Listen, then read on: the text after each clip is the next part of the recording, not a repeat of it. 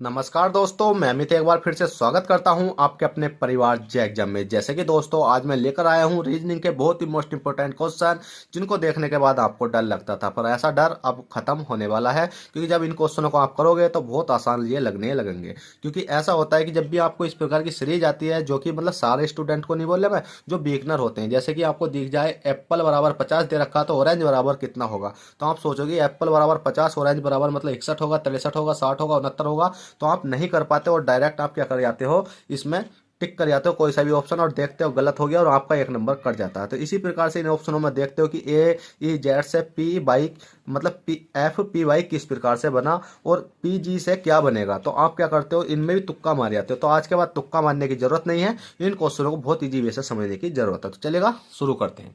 शुरू करने से पहले छोटी सी रिक्वेस्ट, जल्दी से लाइक कर दो और पसंद ना आए तो डिसलाइक करके चले जाना, कोई दिक्कत नहीं है। पर इतना है कि वीडियो एंड तक देखना। चलिए क्वेश्चन नंबर 1 देखते हैं। क्वेश्चन नंबर 1 कहता है कि दिए गए प्रश्न में प्रश्नवाचक चिन्ह के स्थान पर क्या संख्या होगी। प्रश्नवाचक चिन्ह आपको ये दिखाई दे रहा है, इसके स्थान पर हमें संख्या ढूंढनी है। अब इसके स्थान पर संख्या ढूंढने के लिए पहले तो हमें ये याद होना चाहिए कि एप्पल बराबर 50 आया कहां से। एप्पल बराबर 50 निकला किस प्रकार से, तो भाई किस प्रकार से निकला, देखो आपको कुछ नहीं, आपने पढ़ा होगा कितना ए बी सी डी कितने अक्षर पढ़े होंगे, 26 तक।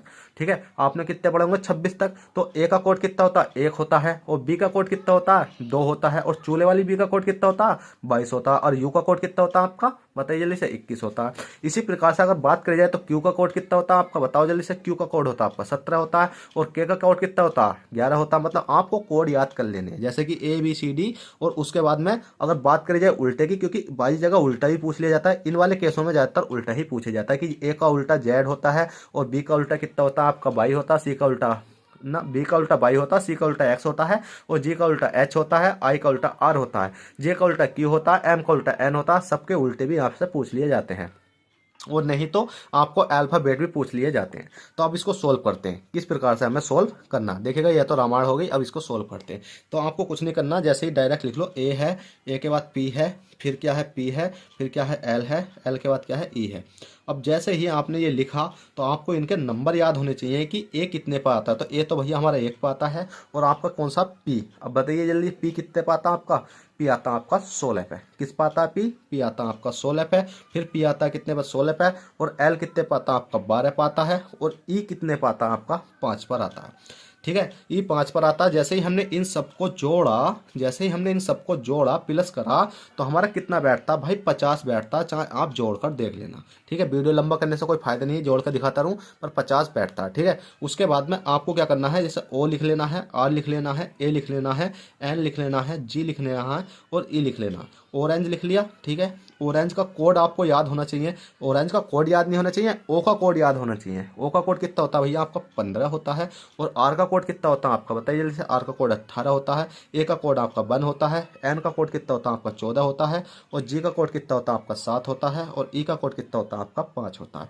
जैसे ही आप इन सारी संख्याओं को जोड़ोगे, मतलब प्लस करोगे, तो आपका कितना निकल कर आएगा, तो जैसे ही आपने इनको सबको जोड़ा तो आपका निकल कर आता 60, और 60 ही आपका क्या हो जाता है, राइट आंसर हो जाता है, ऑप्शन नंबर सी। पर आपको कभी गलती ये नहीं करनी कि इसमें देखा एप्पल बराबर 50 तो ऑरेंज बराबर 60 हम डायरेक्ट लगा दें।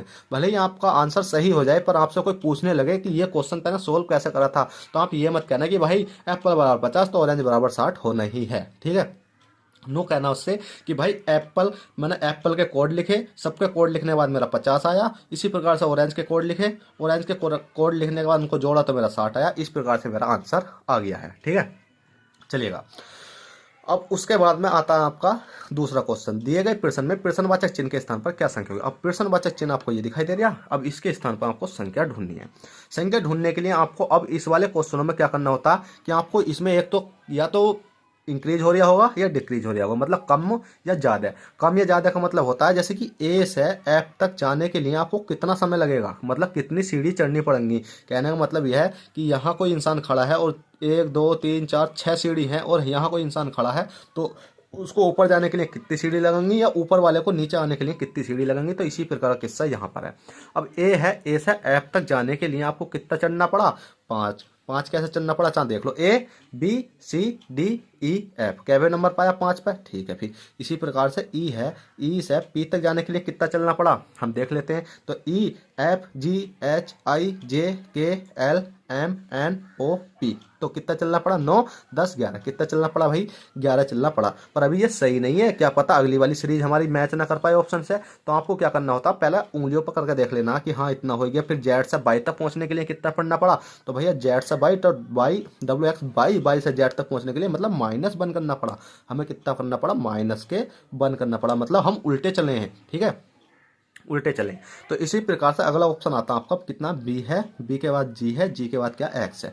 और इससे आगे जाने के लिए आपको क्या करना पड़ेगा, देखिएगा एक तो संख्या यहाँ पर आएगी और एक संख्या आपकी कहाँ पर आएगी, ये यहाँ पर आएगी, और एक संख्या भैया आपकी कहाँ पर आएगी, यहाँ पर आएगी।